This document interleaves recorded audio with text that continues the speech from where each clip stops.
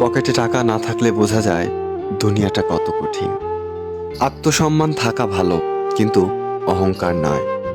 তুমি কতটা সুন্দর সেটা তোমার রূপ দেখে নয়, তোমার মন দেখে বোঝা যায়। তুমি কতটা শিক্ষিত সেটা তোমার ডিগ্রি দেখে নয়, তোমার ব্যবহার দেখে বোঝা যায়। তুমি কতটা সুখী সেটা তোমার হাসি দেখে নয়, তোমার নীরবতা দেখে বোঝা যায়। তুমি কতটা ভালোবাসো সেটা তোমার উপহার দেখে নয়, তার প্রতি তোমার আচরণ দেখে বোঝা যায়। অসম্মানের থেকে বড় আর কোনো কিছুই নেই।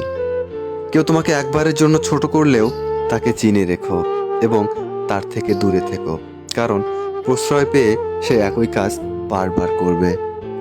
সম্মান জিনিসটা আয়নার মতো, তুমি কাউকে যতটা দেবে ঠিক ততটাই ফেরত পাবে। বিবেক হচ্ছে পৃথিবীর সবচেয়ে বড় আদালত।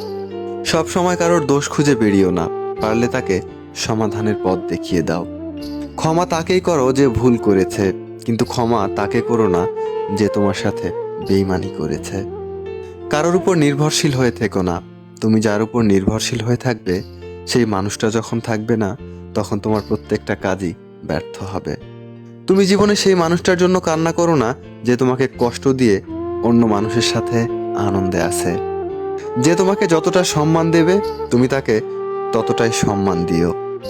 তার অধিক বেশি সম্মান দেওয়ার চেষ্টা করো না, কারণ এই যুগের মানুষগুলো সম্মানের চেয়ে বেশি স্বার্থের জন্য চলে। স্বার্থ ফুরিয়ে গেলে সম্মান দেওয়াটাকেও ভুলে যাবে।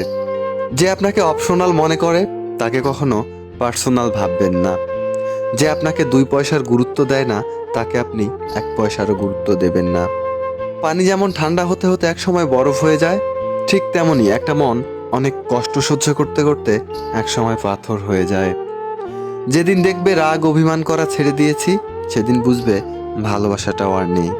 কারোর সাথে কথা বলার মাধ্যমে নিজের ভালো লাগা ক্রিয়েট করবেন না, এটা খুব বাজে রকমের একটা খারাপ লাগার কারণ। তাই কারোর সাথে কথা বলার এমন অভ্যাস করবেন না যাতে সে মানুষটা কথা বলা বন্ধ করে দিলে আপনার শ্বাসকষ্ট হয়।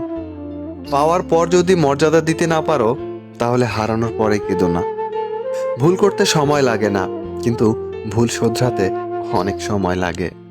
কখনো কখনো সারা জীবনও কম পড়ে যায়। যদি তুমি সুখী জীবন চাও, তাহলে এটাকে কোনো লক্ষ্যের সাথে বেঁধে ফেলো, কোনো মানুষের সাথে অথবা কোনো বস্তুর সাথে নয়।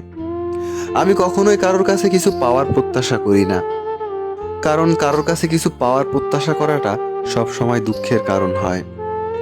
আজ যারা ফিরিয়ে দিচ্ছে, কাল তারাই কাছে পাওয়ার জন্য মরিয়া হয়ে উঠবে। তাকে কখনো ব্যস্ততা দেখিও না যে তোমার সাথে কথা বলার জন্য দিনরাত অপেক্ষা করে।